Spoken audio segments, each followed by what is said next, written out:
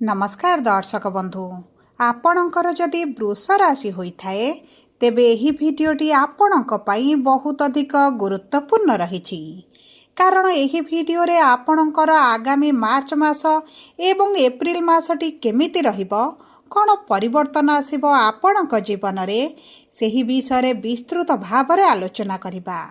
ता सहित ग्रह मानक गोचर रे जो विराट परिवर्तन घटिछि आपणक पई केमिति रहिबो केउ क्षेत्र रे अधिक परिवर्तन आनिबो आपणकर राशिटी वृष हेले मध्य नक्षत्र अनुଯାୟୀ शुभ प्रभाव पड़िबो ना अशुभ प्रभाव पड़िबो एवं सबुठारु बड़ कथा हेउछि कोन रहिछि प्रतिकार जहाँ आपणकर अशुभत्व को दूर करिबारे साहाय्य करिबो एवं शुभाशुभ फल को द्विगुणित करिबो एही भिडियो रे विस्तृत भाव में आलोचना करिबा।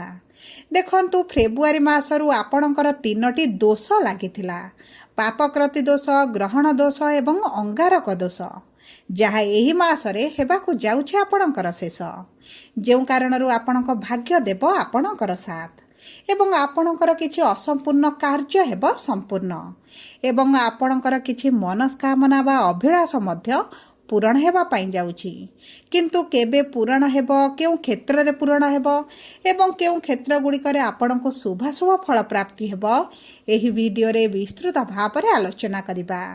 किंतु भिडियोटी आरंभ करिबा पूर्वरु जदि आपणकर भी वृष राशि होइथाए एवं आपण भी ईश्वर को आंतरिक भक्ति एवं विश्वास करंती तेबे भिडियोटी को लाइक करंतु कमेंट बॉक्स रे जय जगन्नाथ जय मां लक्ष्मी अवश्य लिखि दियंतु ता सहित आम सह जोगाजोग करिबा पाई वीडियोर मध्य भागरे एक व्हाट्सएप नंबर टी दिया जाइछि जो नंबर साहाय्य आपण आम सह जोगाजोग करी निजर नूतन कुंडली प्रस्तुत करि परिबे कुंडली विश्लेषण कराई परिबे किंबा आपणकर चाकरी विवाह व्यवसाय प्रेम संपर्क शिक्षा स्वास्थ्य को नहीं किसी समस्या रही ताहार सहजरे एवं स्वल्प मूल्य रे समाधान करि परिबे सेतिपई आपण आम सह भिडियोर शेष पर्यंत जोड़ी होई रुहंतु एवं व्हाट्सएप नंबर माध्यम रे आम सह जोगाजोग करी खूब कम मूल्य रे आपणक समस्यार समाधान करंतु।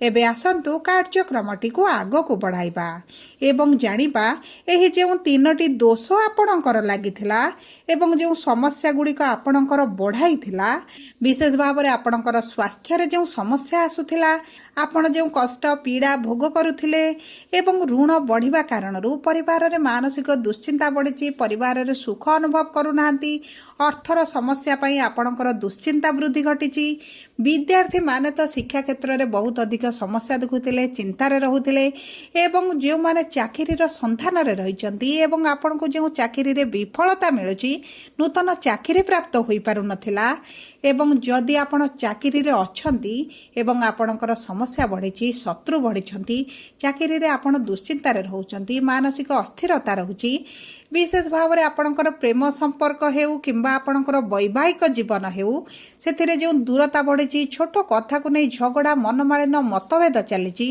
सेही सब क्षेत्र में आसिबा आपणकर बड़ उन्नति। तेबे आसंतु जानिबा नक्षत्र अनुଯାୟୀ आपणकर केउ केउ क्षेत्र में उन्नति आपण एही मार्च एवं एप्रिल मासरे देखिबे। देखंतु वृष राशि 3टी नक्षत्र रहिछि कृत्तिका वृष रोहिणी वृष एवं मृगशिरा वृष कृत्तिका वृष राशि 3/2 वृष राशि व्यक्ति विशेषकर नक्षत्र अधिपति होउचंती सूर्य एवं सूर्य विराजमान करिसंती आपणकर कर्मर भाव रे तेणुक जदि आपण चाकरी सन्धान रे रहिचंती तेबे आपणको तो आगामी दिन में चाकरी निश्चित भाव में प्राप्त हेबो एवं आपणक कर्म क्षेत्र में आपण ट्रांसफर देखिबे प्रमोशन देखिबे सैलरी रे वृद्धि देखिबे किंतु आपणक बाणी रे टिके आपणको नियंत्रण आनिबाकू पड़िबो मीठापण आनिबाकू पड़िबो एवं आपण सत्य जानिले मध्य चुप रुहंतु कारण आपणक सत्य पई मध्य आपणकर शत्रु गुड़िक वृद्धि घटुचंती। ता सहित देखंतु आपण जदि सरकारी चाकरी पई चेष्टा करूचंती परीक्षा देउचंती इंटरव्यू देउचंती तेबे सरकारी चाकरी होई जिबार बहुत अधिक संभावना मध्य रहिछि पूर्वरु जदि आपण सरकारक संबंधित किछि कार्य करुथिले तेबे आपणको शुभ फलाफल प्राप्ति हेबो एवं आपणकर जदि किछि अर्थ सरकारक स्तर रे फसी रहिछि तेबे ताहा मध्य आपणको मिलि जिवो आपणको भोग विलास ऐश्वर्य सुख सुविधा रे वृद्धि घटिबो जदि आपण नूतन भाव में किछि जमी जागा घर जान किछि क्रय करबा पई चाहुचंती तेबे अति उत्तम समय रहिछि नूतन गृह प्रवेश करि पारंती नूतन ନୂତନ ଘର କିଣିପାରନ୍ତି କିମ୍ବା ଆପଣଙ୍କର ଯଦି ଘରକୁ କିଛି ରିନୋଭେସନ୍ କରିବାର ଥିଲା, ଘରର କିଛି କାର୍ଯ୍ୟ କରାଇବାର ଥିଲା, ତେବେ ମଧ୍ୟ ଆପଣଙ୍କ ପାଇଁ ଭଲ ରହିଛି। ମାତାଙ୍କ ସ୍ୱାସ୍ଥ୍ୟରେ ଆପଣଙ୍କର ପରିବର୍ତ୍ତନ ଆସିବ ଏବଂ ମାତାଙ୍କ ସହିତ ଆପଣଙ୍କ ସମ୍ପର୍କରେ ମଧୁରତା ଆସିବ। ଆପଣ ପରିବାର ଲୋକଙ୍କ ସହିତ ସମୟ ଅତିବାହିତ କରିବେ ଏବଂ ଦେଖନ୍ତୁ ଋଣ କରଜ ଯଦି ଆପଣଙ୍କର ବଢ଼ିଛି ତାହା ମଧ୍ୟ ଆପଣଙ୍କର କମିବା ପାଇଁ ଯାଉଛି, କାରଣ ଦେବଗୁରୁ ବୃହସ୍ପତି ଅର୍ଥର ଭାବରେ ବିରାଜମାନ ହୋଇଛନ୍ତି। ଏବେ ଆସନ୍ତୁ ଜାଣିବା ରୋହିଣୀ ବୃଷ ବା 4/2 ବୃଷ ରାଶିର ବ୍ୟକ୍ତିବିଶେଷଙ୍କର ଏହି ଆଗାମୀ 2 ମାସ କିଭଳି ରହିବା ପାଇଁ ଯାଉଛି। ଦେଖନ୍ତୁ ଆପଣଙ୍କର ନକ୍ଷତ୍ରାଧିପତି ହେଉଛନ୍ତି ଚନ୍ଦ୍ରମା ଏବଂ ଚନ୍ଦ୍ରମା ହେଉଛନ୍ତି ଆପଣଙ୍କ ତୃତୀୟ ଭାବର ସ୍ୱାମୀ। ତୃତୀୟ ଭାବ ହେଉଛି ଆପଣଙ୍କର ସାନ ଭାଇ ଭଉଣୀଙ୍କର ଭାବ, ଆପଣଙ୍କ ପରାକ୍ରମ ସାହସର ଭାବ, ଛୋଟ ଟ୍ରାଭେଲର ଭାବ। ଯଦି ଆପଣ ବ୍ୟବସାୟ କିଛି କରୁଛନ୍ତି କିମ୍ବା ଆପଣ ଅନଲାଇନରେ ଅଛନ୍ତି, ଅନଲାଇନ ରିଲେଟେଡ୍ କିଛି କାର୍ଯ୍ୟ କରୁଛନ୍ତି, ଆପଣଙ୍କର AI ରିଲେଟେଡ୍ IT ସେକ୍ଟରରେ କିମ୍ବା ଆପଣଙ୍କର ଏକ୍ସପୋର୍ଟ ଇମ୍ପୋର୍ଟ ସହିତ କିଛି ବୈଦେଶିକ ରୋଜଗାର କରୁଛନ୍ତି, ତେବେ ଆପଣଙ୍କୁ ଆକାଶ ଛୁଆଁ ସଫଳତା ପ୍ରାପ୍ତ ହେବ। କିମ୍ବା ଏହି କ୍ଷେତ୍ରରେ ଯଦି ଆପଣ କ୍ୟାରିୟର ଆରମ୍ଭ କରିବା ପାଇଁ ଚାହୁଁଥିଲେ, ତେବେ ଆପଣଙ୍କୁ ଭଲ ନୂତନ ସୁଯୋଗମାନ ମଧ୍ୟ ପ୍ରାପ୍ତ ହେବ। ଏବଂ ଦେଖନ୍ତୁ ଯଦି ଆପଣ ବିଦେଶରେ ରହୁଥିଲେ କିମ୍ବା ବିଦେଶ ଯିବା ପାଇଁ ଚାହୁଁଥିଲେ, ତେବେ ଆପଣଙ୍କ ପାଇଁ ଅତି ଉତ୍ତମ ସମୟ ରହିଛି। ଆପଣ ଛୋଟ ବଡ଼ ଟ୍ରାଭେଲ କରିପାରନ୍ତି କିମ୍ବା ତୀର୍ଥଯାତ୍ରା କରିବାର ଯଦି ଆପଣଙ୍କର କିଛି ପ୍ଲାନିଂ ରହିଥିଲା ତାହା ମଧ୍ୟ କରିପାରନ୍ତି। ଏବଂ ଦେଖନ୍ତୁ ଯଦି ଆପଣଙ୍କର କିଛି ବ୍ୟବସାୟ କରିବାର ଚାହୁଁଥିଲେ ଏବଂ ଅର୍ଥର ସମସ୍ୟା ପାଇଁ ଆପଣ କରିପାରୁନଥିଲେ, ତେବେ ଆପଣଙ୍କର ବ୍ୟବସାୟ କରିବାର ମଧ୍ୟ ସମ୍ଭାବନାଟି ବଢ଼ିଯାଉଛି। ଆପଣଙ୍କ ରୋଗ ଋଣ ଶତ୍ରୁ ଉପରେ ଆପଣ ବିଜୟ ପ୍ରାପ୍ତ କରିବେ। ଆପଣଙ୍କର ଘରରେ ହେଉ କିମ୍ବା କର୍ମକ୍ଷେତ୍ରରେ ହେଉ କିମ୍ବା ପଡ଼ୋଶୀରେ ହେଉ ଯଦି ଶତ୍ରୁମାନେ ବୃଦ୍ଧି ଘଟିଥିଲେ, ତେବେ ଆପଣଙ୍କ ଶତ୍ରୁମାନଙ୍କୁ ଆପଣ ଦମନ କରିବେ। ସବୁଠାରୁ ବଡ଼ କଥା ହେଉଛି ଯେତେବେଳେ ଆପଣଙ୍କର ସୂର୍ଯ୍ୟ ଏକାଦଶ ଭାବରେ ବିରାଜମାନ କରିବେ, ଆପଣଙ୍କର ଲାଭ ବଢ଼ିବ। ବ୍ୟବସାୟରେ ଯେଉଁ ମାନ୍ଦା ପରିସ୍ଥିତି ଚାଲିଛି ସେଥିରେ ମଧ୍ୟ ଆପଣ ଉନ୍ନତି ଦେଖିବେ। ଦେଖନ୍ତୁ ଆପଣଙ୍କ ବିବାହ ପାଇଁ ତ ଅତି ପ୍ରବଳ ଯୋଗ ବନୁଛି। ଆପଣ ଯଦି ପ୍ରେମ ସମ୍ପର୍କରେ ଅଛନ୍ତି, ପ୍ରେମ ବିବାହ କରିବା ପାଇଁ ଚାହୁଁଥିଲେ, ତେବେ ଆପଣଙ୍କ ପାଇଁ ବହୁତ ଭଲ ସମୟ ରହିଛି। ଯେଉଁ ବ୍ୟକ୍ତିମାନେ ଦ୍ୱିତୀୟ ବିବାହ କରିବା ପାଇଁ ଚାହୁଁଥିଲେ, ତେବେ ମଧ୍ୟ ଆପଣଙ୍କର ଦ୍ୱିତୀୟ ବିବାହ ହୋଇଯିବ ଏବଂ ସେହି ମାଧ୍ୟମରେ ମଧ୍ୟ କିଛିଟା ଅର୍ଥ ଲାଭ ଆପଣ କରିପାରନ୍ତି। ସବୁଠାରୁ ବଡ଼ କଥା ହେଉଛି ଯେଉଁ ବ୍ୟକ୍ତିମାନଙ୍କର ସ୍ୱାସ୍ଥ୍ୟରେ ସମସ୍ୟା ରହିଥିଲା, ତେବେ ଆପଣଙ୍କର ସ୍ୱାସ୍ଥ୍ୟରେ ଆପଣ ଧୀରେ ଧୀରେ ଇମ୍ପ୍ରୁଭ୍ ଦେଖିବେ। ଆପଣଙ୍କର କଷ୍ଟ ଯେଉଁ ଶରୀରରେ ପୀଡ଼ା ଅନୁଭବ କରୁଛନ୍ତି ତାହା ଦୂର ହୋଇଯିବ। ଏବେ ଆସନ୍ତୁ ଜାଣିବା ମୃଗଶିରା ବୃଷ ରାଶି ବା 5/2 ବୃଷ ରାଶିର ବ୍ୟକ୍ତିବିଶେଷଙ୍କର ଆଗାମୀ ଦିନ ଗୁଡ଼ିକ କିଭଳି ରହିବ। ଦେଖନ୍ତୁ ଆପଣଙ୍କର ନକ୍ଷତ୍ରାଧିପତି ହେଉଛନ୍ତି ମଙ୍ଗଳ ଏବଂ ମଙ୍ଗଳ ଆପଣଙ୍କର କର୍ମର ଭାବରେ ବିରାଜମାନ କରିଛନ୍ତି। ଆପଣଙ୍କର ସାଲାରୀ ବଢ଼ିବାର ବହୁତ ଅଧିକ ସମ୍ଭାବନାଟି ରହିଛି। ଆପଣଙ୍କ ମାନ ସମ୍ମାନ ବଢ଼ିବ, ଆପଣଙ୍କୁ ପ୍ରଶଂସିତ କରାଯାଇପାରେ। ଆପଣଙ୍କର ଯଦି କିଛି ଟାର୍ଗେଟ୍ ରହିଛି ତାହା ମଧ୍ୟ ଆପଣ ପୂରଣ କରିବେ ଏବଂ ଆପଣଙ୍କର ବହୁତ ଉଚ୍ଚସ୍ତରୀୟ ଲୋକଙ୍କ ସହିତ ସମ୍ପର୍କ ବଢ଼ିବ, ବହୁତ ବଡ଼ ବଡ଼ ଲୋକଙ୍କ ସହିତ ଯୋଗାଯୋଗ ବଢ଼ିବ। ଯଦି ଆପଣ ନୂତନ ଭାବରେ ଚାକିରି ଛାଡ଼ି ବ୍ୟବସାୟ ଆରମ୍ଭ କରିବା ପାଇଁ ଚାହୁଁଥିଲେ, ଆପଣଙ୍କୁ ବହୁତ ଗୁଡ଼ିଏ ସ୍କୋପ୍ ମିଳିବ ଏବଂ ଦେଖନ୍ତୁ ଆପଣଙ୍କ କ୍ୟାରିୟରରେ ଗ୍ରୋଥ୍ କରିବା ପାଇଁ ବହୁତ ଗୁଡ଼ିଏ ଆପଣଙ୍କୁ ସୁଯୋଗମାନ ମଧ୍ୟ ପ୍ରାପ୍ତ ହେବ।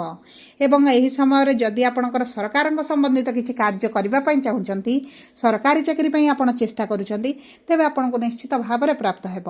ଆପଣଙ୍କ ଶିକ୍ଷା ସମ୍ବନ୍ଧିତ କିଛି ବଡ଼ ନିଷ୍ପତ୍ତି ନେଇପାରନ୍ତି। ଶିକ୍ଷା ପାଇଁ ଆପଣ ବିଦେଶ ଯିବା ପାଇଁ ଯଦି ଚାହୁଁଥିଲେ ତାହା ମଧ୍ୟ ଆପଣଙ୍କର ହୋଇପାରେ ଏବଂ ଦେଖନ୍ତୁ ଘରଠାରୁ ଦୂରରେ ରହି ଆପଣଙ୍କର ଶିକ୍ଷା କରିବାର ମଧ୍ୟ ବହୁତ ଅଧିକ ସମ୍ଭାବନାଟି ରହିଛି। ତାପରେ ମଧ୍ୟ ଆପଣଙ୍କର ଯେହେତୁ ଦ୍ୱାଦଶ ଭାବର ସ୍ୱାମୀ ହେଉଛନ୍ତି ମଙ୍ଗଳ, ଆପଣଙ୍କ ଯଦି କିଛି ମେଡ଼ିକାଲ ରିଲେଟେଡ୍ କାର୍ଯ୍ୟ କରୁଛନ୍ତି, ତେବେ ଆପଣଙ୍କୁ ସେଥିରେ ନିଶ୍ଚିତ ଭାବରେ ସଫଳତା ପ୍ରାପ୍ତି ହେବ।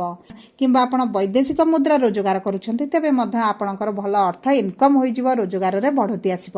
ସବୁ ପରେ ଦେଖନ୍ତୁ ଆପଣଙ୍କର ବୈବାହିକ ସମ୍ପର୍କରେ ମଧୁରତା ଆସିବ। ଉଭୟ ମିଶି କୌଣସି ଏକ ବଡ଼ ନିଷ୍ପତ୍ତି ମଧ୍ୟ ନେଇପାରନ୍ତି। ସନ୍ତାନ ସୁଖ ପ୍ରାପ୍ତି ହେବ। ସନ୍ତାନଙ୍କ ମାଧ୍ୟମରେ ମଧ୍ୟ କିଛିଟା ଅର୍ଥ ଲାଭ କରିପାରନ୍ତି। ମୋଟାମୋଟି ଭାବରେ ଦେଖିବାକୁ ଗଲେ ଆପଣଙ୍କର ଆଗାମୀ ଦିନ ଗୁଡ଼ିକ ଏତେଟା ଅଶୁଭଦାୟକ ରହିବ ନାହିଁ।